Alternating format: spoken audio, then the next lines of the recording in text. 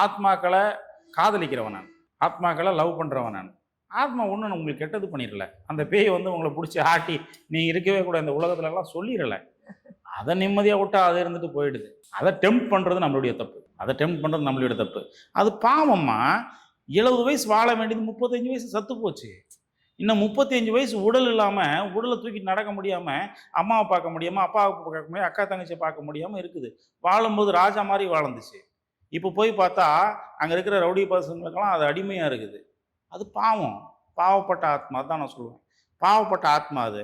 அந்த ஆத்மா கிட்டேருந்து நம்மளை பாதுகாக்கணும், அப்படின்னு இருக்கிறத விட நம்ம வேலையை பார்க்கலாம், நாம் சுத்தமாக இருக்கலாம், அதுக்கு இடம் கொடுக்காம இருக்கலாம், அதை டெம்ப்ட் பண்ணாமல் இருக்கலாம். இது பண்ணாமல் இருந்தாலே போதும், நாம் நிம்மதியாக இருந்தாலும் அது பாட்டுக்கு அது நிம்மதியாக இருந்துட்டு போயிடும்.